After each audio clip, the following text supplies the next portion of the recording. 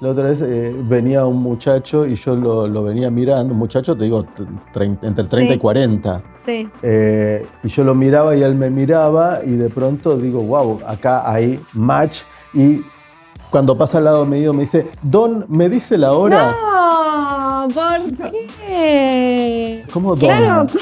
¿cómo? Yo digo, Don, y yo miré para Como cuando atrás. vas a la verdulería y te dicen señora. Digo, no, Bueno, a mí señora. en los negocios me dicen Don, Don. maestro. Maestro, pero maestro es como más genérico. Bueno, pero Como por eso rey, yo, que es hay rey. algo que me devuelven y que es como, a veces me resulta raro, como esta cosa del señor, o sea, don, maestro, capo, es como, y yo, ¿a quién le están hablando? Esto es After Macho. Un podcast sobre género, masculinidades y diversidad. Te invitamos a dialogar, pensar y cuestionar la vida cotidiana teniendo en cuenta el género. Somos Cecilia Rodríguez Y Luis Ábalos. y vamos a compartir un momento after macho.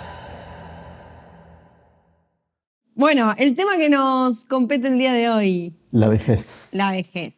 Pero fíjate cómo algo que pasa, y una de las invitadas lo va a decir mejor, pero una de las grandes novedades es que la vejez es un periodo larguísimo hoy. Claro, porque en realidad pensemos que la expectativa de vida se extendió muchos años en comparación a hace unos cuantos años atrás, ¿no? Pero pensemos que antes, no sé, la vida de las personas terminaba a los 30, a los 40.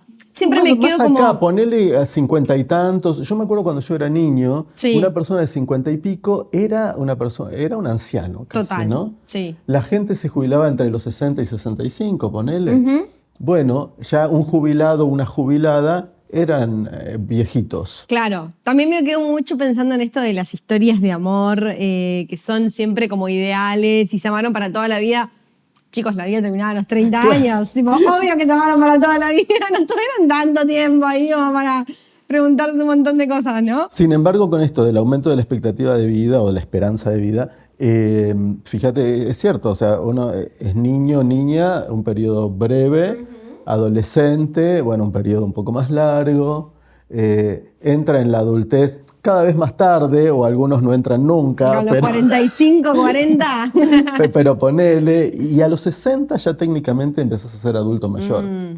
Fíjate con mis antecedentes, por ejemplo, que mi madre vivió hasta casi los 100 años, o sea que a mí me quedarían, en principio, 30 y pico, pero así, Claro, fácil. como que de repente este periodo de la vida es el periodo más largo que tenemos las personas. Como que en otro momento, en otras épocas, esto no estaba contemplado de esa manera. Y sin embargo, las representaciones sociales que tenemos de la vejez siguen siendo las marcadas por algo que ya también veremos que se llama viejismo y que tiene que ver con asociarla con el deterioro, la enfermedad, la discapacidad y finalmente la exclusión. O sea, en general, quienes venden productos y servicios no se dirigen a los viejos como público objetivo.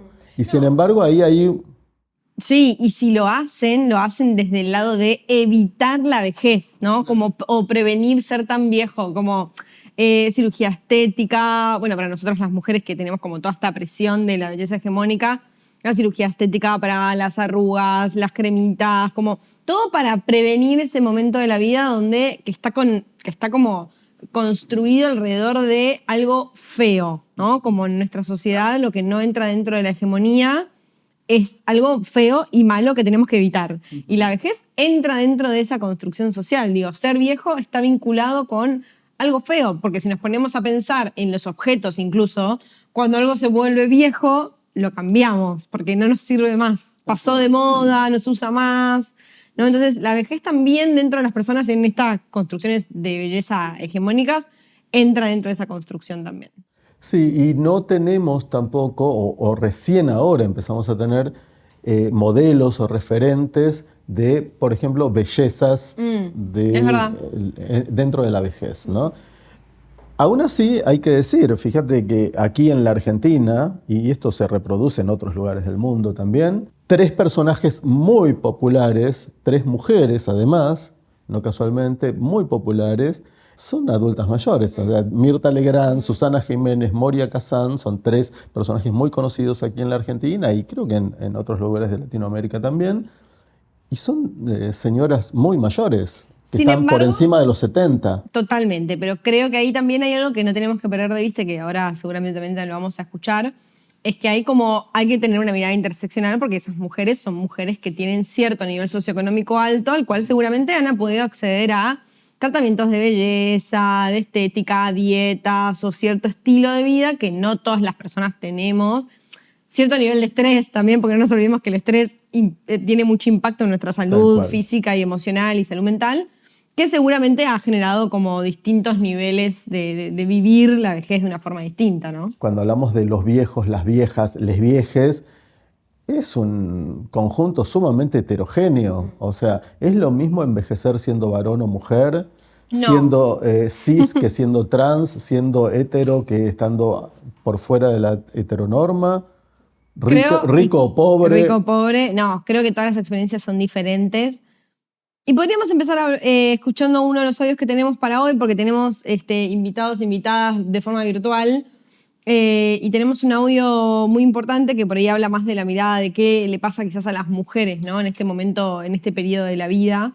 Y podemos escuchar algunos segmentos. Aquí vamos a escuchar a nuestra primera invitada de hoy, que es Sandra Iriart.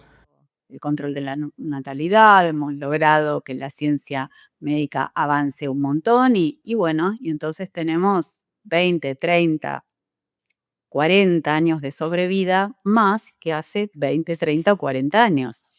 Entonces pensaba, bueno, ¿cuáles son estos nuevos desafíos con los que nos encontramos todos los días? ¿Y cuáles son los obstáculos a estos desafíos, no? Porque decimos, bueno, es un gran logro de la humanidad que tengamos 20 años más, 30 años más de sobrevida.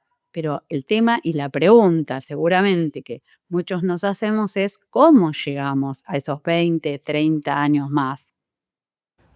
¿Cómo? Y es lo que decíamos, porque además, y esto plantea un desafío a nivel mundial para los gobiernos, para los estados, porque hasta ahora, mal que bien, teníamos este sistema de jubilaciones y pensiones donde ahora colapsan porque no están pensados para una etapa tan larga, ¿no? Y además también tenemos este gran problema de que con la precarización laboral montones de personas no tienen ningún tipo de aporte, con lo cual no van a tener ninguna pensión, ni jubilación, ni nada. No, o bueno, sí, antes teníamos o quizás otro tipo de políticas públicas donde, bueno, acceder a algo por lo menos. Las moratorias, Las por moratorias ejemplo. previsionales, exactamente. Pero bueno, la verdad es que sin tener ese tipo de recursos, sin tener ese tipo de políticas públicas, es muy difícil sostener una vida económicamente porque el cuerpo en algún momento se cansa y uno no puede seguir trabajando sin parar y produciendo sin parar hasta cuándo, ¿no?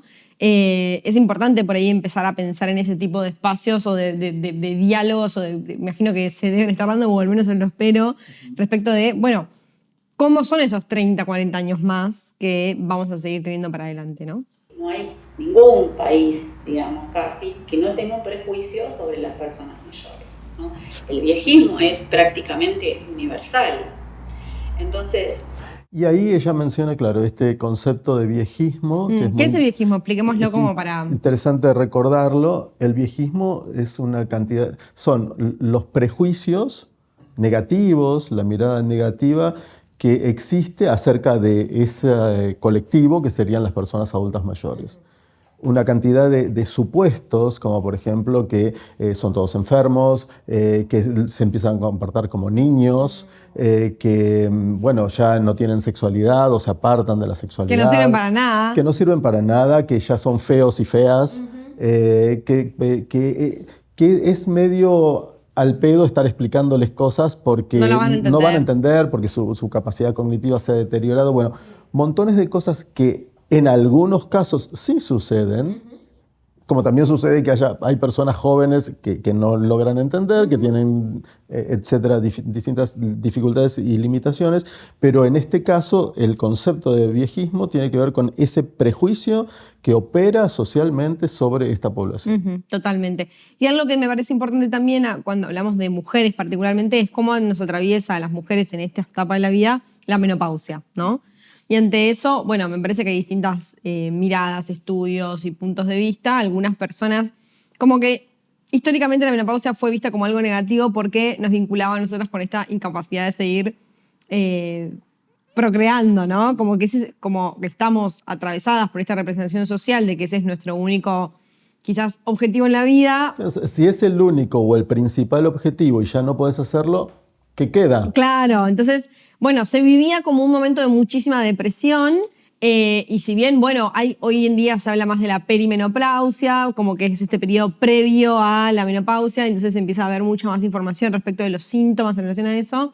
Muchas mujeres viven la menopausia como algo positivo, como, bueno, no voy a menstruar más y entonces voy a dejar de tener los dolores que tenía antes y todos los síntomas que tiene el menstruar, que algunas personas lo padecen, otras lo viven de forma muy tranquila y algunas no tienen ningún tipo de síntoma, ¿no? Esto también es subjetivo y depende de cada cuerpo. Pero es interesante esto, obviamente no tengo idea cómo será la experiencia de menstruar, pero, o no tan obvio, no tengo la experiencia, pero imagino que también es una posibilidad de vivirlo como una liberación. Totalmente. No solo por los inconvenientes o los malestares que pueda causar la menstruación mes a mes, sino porque ya no podés quedar embarazada, lo cual también en algunos casos puede ser muy aliviante. Claro, está muy vinculado con el placer también, ¿no? Si uno lo puede vivir de esa manera, me vincula a mí con la posibilidad de sentir placer y vivir mi sexualidad de otra forma, ¿no? Y algo también que le sucede a las mujeres, y esto lo estuve leyendo un poquito, es que algunas personas hablan como del nido vacío como si fuera algo negativo y la depresión que sucede en muchas familias cuando los hijos se van de la casa, ¿no? Los hijos, las hijas.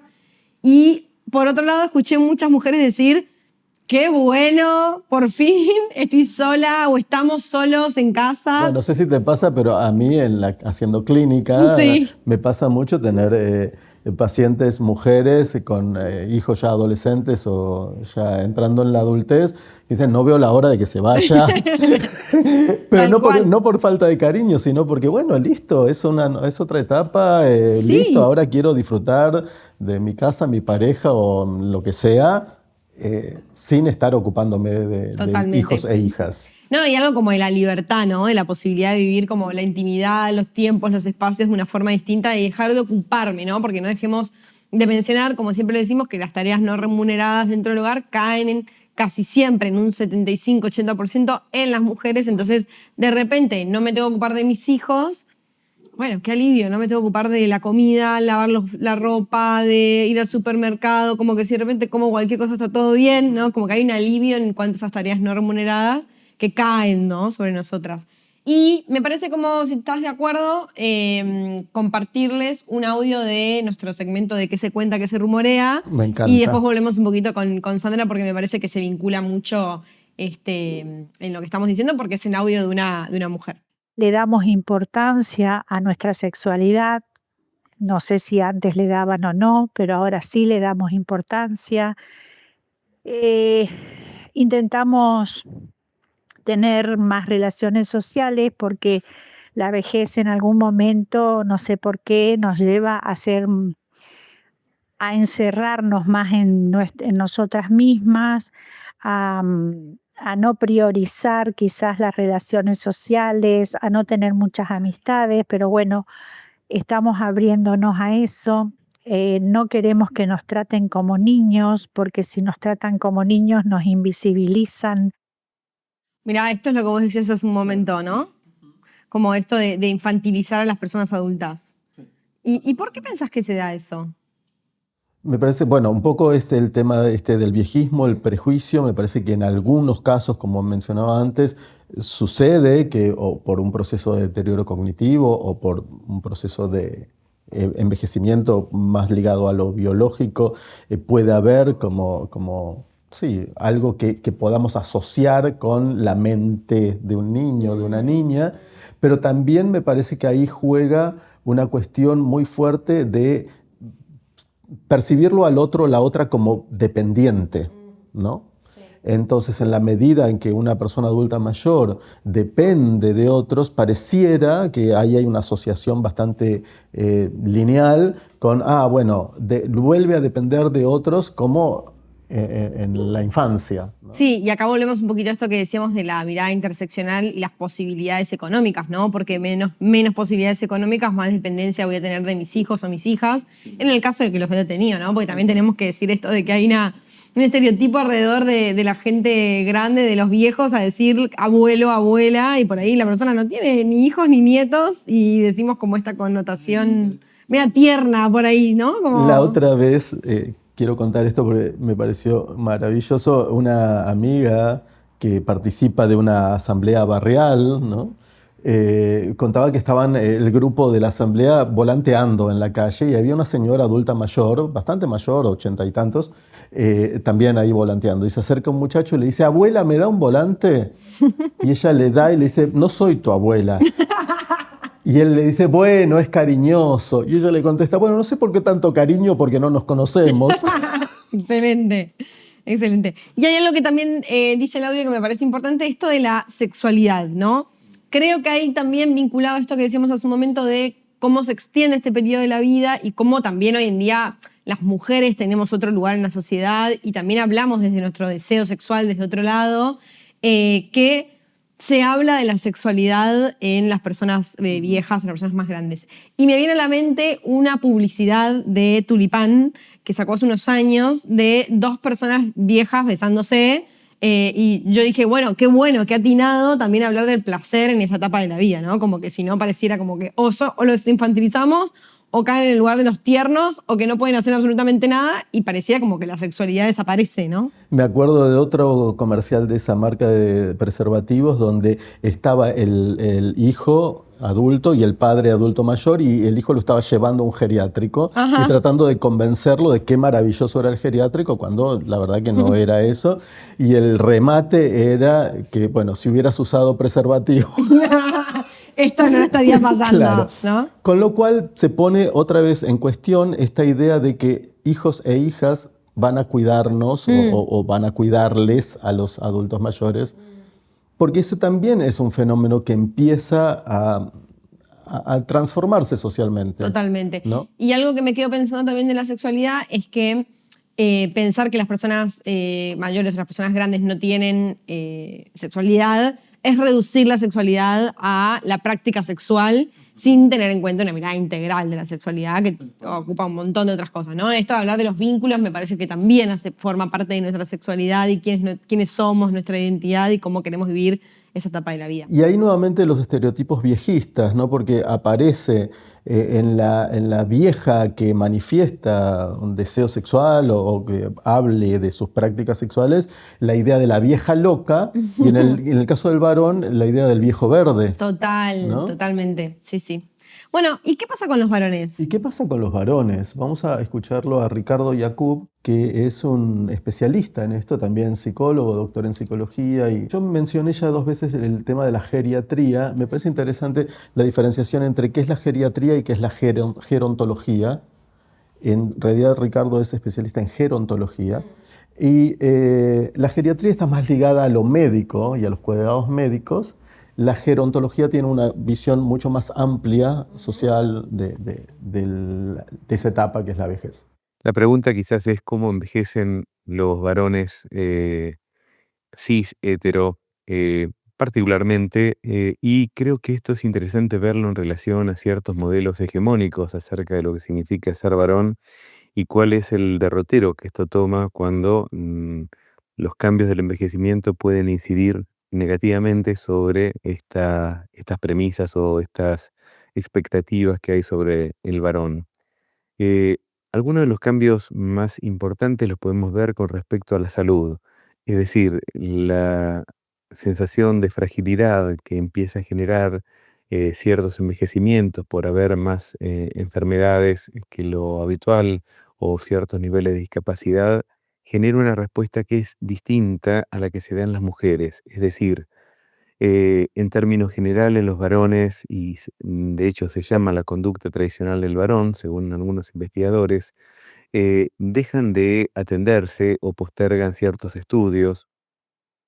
Fíjate, está tan estudiado que hasta se lo llama la conducta tradicional del varón a esto de que los varones no se atienden. He conocido montones de casos donde un varón ya grande, mayor, adulto mayor, no quiere saber, teme ir al médico porque no quiere saber si tiene algo. O sea, la idea de perder potencia, de perder salud y eventualmente morir pareciera que resulta insoportable. Sí, sí, también, bueno, los varones van menos al médico durante toda su vida, lógicamente en este periodo de la vida también sucede eso, muy vinculado a la vulnerabilidad, ¿no? Como esto de darle el saber a otra persona, ubicar a otra persona en lugar de saber cuando yo soy el macho, me la banco, puedo solo, ¿no? Como esta construcción más desde ese lugar y quedarse en el lado de la vulnerabilidad para las masculinidades es compleja, ¿no?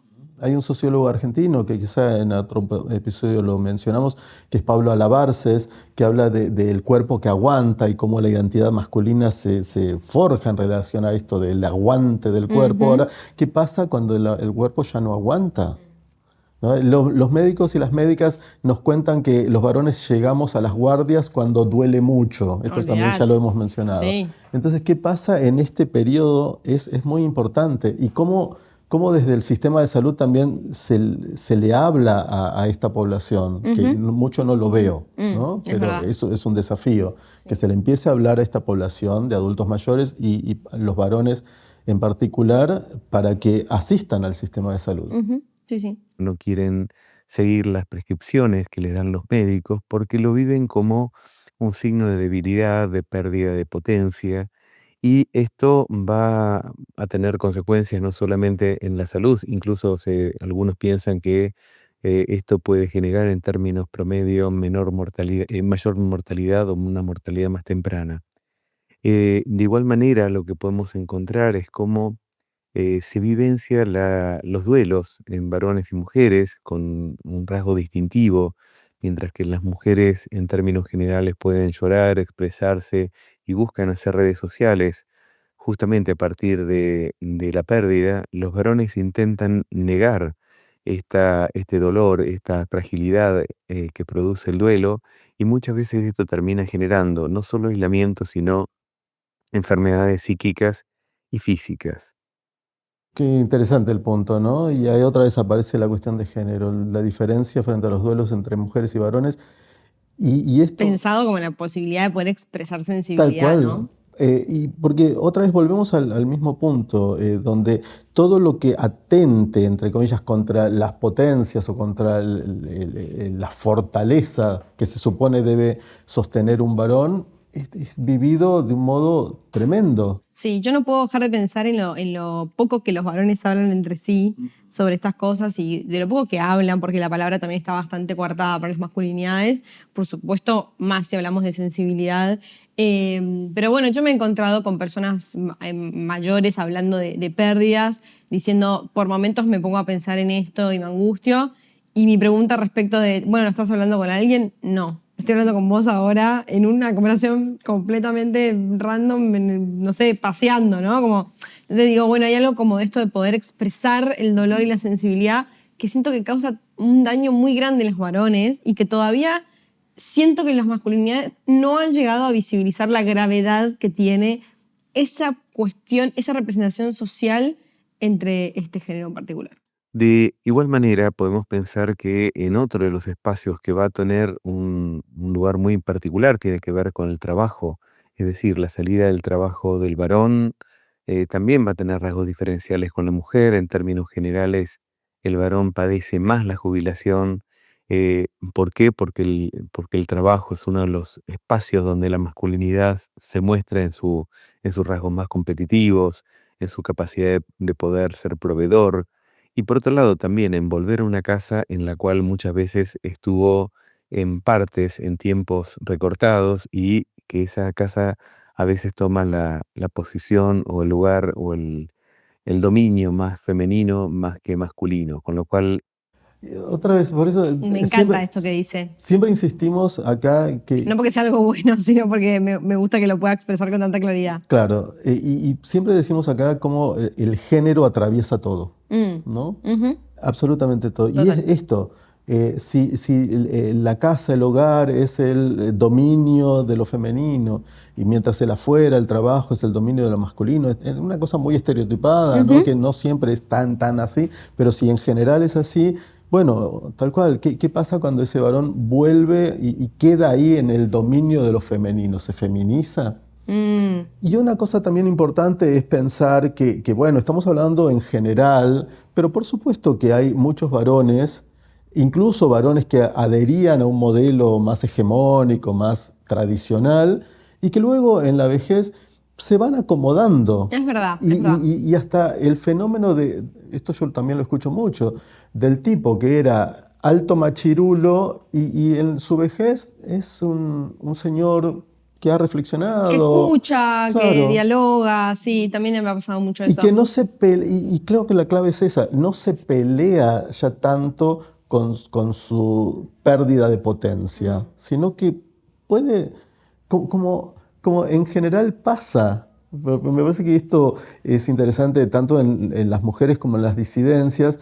¿Cuál es la relación que tenemos hacia la vulnerabilidad, hacia las potencias? Ujú. Cómo el hecho de no estar al máximo de la potencia, bueno, lo vivimos como algo, bueno, es así. Sí, total. Y algo que él no menciona estrictamente, pero me parece muy del lado de lo que escuchábamos hace un momento respecto del testimonio, es que él habla como de la pérdida del trabajo como en lugar de la pérdida de la potencia, la habilidad, ¿no? Esto que pone el lugar del varón en este varón proveedor. Y él no lo dice, pero para muchos varones el trabajo es el único lugar de socialización. Entonces, de repente, ese espacio de socialización se pierde y pierdo vínculos sociales. Y muchos varones caen en la depresión por ese tipo de situaciones o en esa etapa de la vida, porque o están atravesando un duelo o no están trabajando, entonces no son potencialmente activos y no están cumpliendo con ese rol que la sociedad les asignó, pasan al lugar de la inutilidad total. Y mientras las mujeres, como nos vinculábamos más en el entorno del hogar, nos vinculábamos más con las familias de los compañeros, compañeras de la escuela de nuestros hijos, tenemos más vínculos sociales en ese lugar, hacemos más amistades, incluso, bueno, nos animamos a hacer nuevos vínculos, como decía esta persona. Para nosotras a veces no es tan compleja esa cuestión de sentir soledad como puede suceder para los varones a los que a veces les cuesta más salir de ese lugar o encontrarse con esos nuevos espacios. Entrar en esa casa termina siendo visto como entrar en un territorio de la mujer del cual tienen que progresivamente ir adaptándose. Y finalmente, uno de los temas que clásicamente tiene que ver con los modelos hegemónicos de masculinidad tiene que ver con la capacidad sexual. Es decir, sin que haya una pérdida total de la capacidad sexual, lo que podemos ver es que a lo largo de la vida esto puede ir disminuyendo la frecuencia o ciertos niveles de capacidad eréctil que en algún momento podían ser más espontáneas ante un simple estímulo visual, va a requerir más tiempo, va a requerir un estímulo por parte de la pareja más directo sobre el miembro, como para que pueda haber una mejor erección. El nivel de turgencia puede ser distinto y todo esto tiene un impacto muy, muy duro en el varón, en la medida en que esto puede afectar su seguridad, su respuesta frente a las posibilidades diversas que puede tener la sexualidad. Eh, Muchas veces hay un alejamiento de la sexualidad por A mí me gustaría como agregar algo porque de vuelta me parece que la sexualidad aparece acá como la práctica sexual.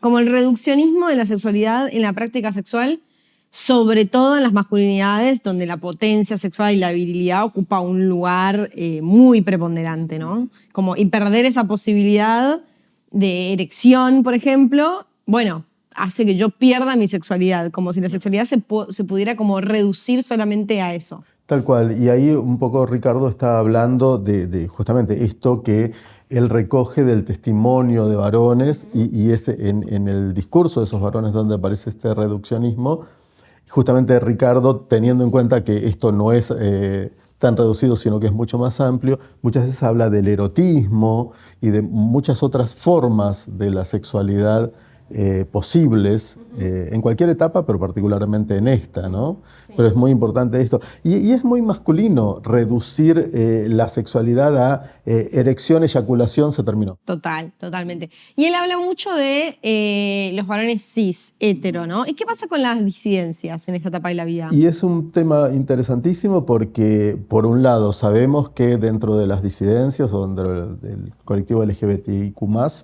Las personas trans son, y particularmente las mujeres trans, Sí. quienes menor expectativa de vida siguen teniendo, en la medida en que son excluidas de distintos espacios de contención, etcétera, y de cuidado. Sí, y bueno, hoy en día decimos que las mujeres trans, travestis trans, que tienen más de 40 años, entre ellas mismas también se nombran como sobrevivientes de este Tal sistema cual. que las excluye y las vulnera por todos lados, ¿no? Ujú. Entonces estamos hablando de una expectativa o una esperanza de vida muchísimo menor que para el resto de la población, para la población cis. Para lo cual, perdón, en esa etapa de sus vidas, hoy en día no hay ni muchas políticas públicas que puedan alojarlas, ni muchos estudios alrededor de cómo es la vida de una persona adulta trans, porque la verdad es que todavía son muy pocas en ese sentido, lamentablemente, ¿no? Sí, sí, y otra vez esto que mencionábamos antes de los sistemas de jubilaciones y pensiones, que ahí es inexistente porque si Total. nunca hubo un trabajo registrado, si siempre hubo trabajos muy informales o el ejercicio de la prostitución o el trabajo sexual, entonces no hay ninguna cobertura. Pero volviendo a tu pregunta, un poco esto, la realidad de las personas travesti trans es compleja, particularmente en esa etapa, en la vejez. Luego hay diferencias, y esto todavía está en estudio y hay muchas cosas. Ricardo incluso ha estado con su equipo haciendo investigaciones y en muchos lugares del mundo se hacen respecto de si existen diferencias entre gays y lesbianas en el modo de afrontar esta etapa. Y ahí pareciera, en principio, que dentro de la comunidad gay hay como una exaltación de la juventud y de la belleza juvenil y de la potencia que en esta etapa juega en contra. Entonces, esta idea del viejo verde en el mundo gay marica se transforma más que en el viejo verde, en el sugar daddy. Ah, Y entonces ok, sí. un adulto mayor, en todo caso, es potencialmente visto como sugar daddy, también en la medida En el caso de que tenga los recursos económicos. que tenga sugar, Claro. porque si no, sin sugar no hay Sin sugar daddy. no hay daddy. Tal cual. Entonces, eso es un gran tema. Sí. Mientras que entre las lesbianas, esto estamos generalizando y estamos Sí, haciendo sí. como un pantallazo. Estamos donde planteando luego, como alternativas de un claro, tema. luego ¿no? habrá que hacer también recortes Sí, interseccionales porque seguramente no es lo Obvio. mismo en el medio urbano, en el no urbano, etc. Pero pareciera que las lesbianas se llevan mejor con esta cuestión del envejecimiento. También siento que hoy en día hay como una parte quizás del movimiento lésbico que se despoja de tanta presión de los estereotipos de belleza. Entonces, bueno, esto de no preocuparse por si se tiñe el pelo o no se tiñe el pelo, tener arrugas o no, me depilo o no me depilo, como esos estereotipos de belleza que caen mucho y se ven mucho más tangibles en las mujeres cis hetero que por ahí en las mujeres lesbianas, ¿no? Ujú. Y ahí vamos a un tema que, bueno, es para otro capítulo, pero que es muy interesante y es cómo aún en los colectivos o los grupos o las comunidades de las disidencias, es decir, quienes no estamos en la heteronorma, igualmente se reproducen estereotipos de la heteronorma. Ah, sí, obvio. Siempre estamos como yendo hacia el estereotipo, ¿no? Bueno, me parece que un poco también es ser consciente de que uno no vive aislada de todo este círculo y de este contexto y de las representaciones que se arman alrededor de los cuerpos y las personalidades y las identidades. Como yo no caería necesariamente en enojarnos con eso, sino quizás reconocer dónde estamos, saber qué herramientas tenemos, buscar herramientas, dialogar alrededor de esto y, bueno, buscar vivir todas las etapas, esta particularmente, de la mejor forma en la que podemos, ¿no? Una cosa más, Sí. porque es un tema interesantísimo que también se empieza a estudiar y es si esto da para distintas disidencias, pero particularmente gays o maricas y lesbianas, y es esto que se llama una vuelta al closet. Entonces, vejez con todos los prejuicios, con todo lo que llamamos viejismo, más todos los estereotipos y estigmas que siguen estando en muchos lugares sobre la comunidad LGBTIQ+, haría que muchas personas de la comunidad en la etapa de la vejez prefieran replegarse y hacer como una especie de vuelta al closet con todo el costo que esto tiene, Totalmente. ¿no? Sí, emocional sobre todo. ¿Cuál es la propuesta? ¿Cuál es el desafío? Bueno, es ¿no? Defender la autonomía y trabajar y colaborar en la cultura para que siga habiendo un pacto intergeneracional y un pacto social de cuidado y de felicidad. Bien, hermoso cierre. ¿Sí? Esto es After Macho. Te esperamos en el próximo episodio para seguir pensando. Si te gustó este capítulo, compartilo y seguinos en todas las plataformas.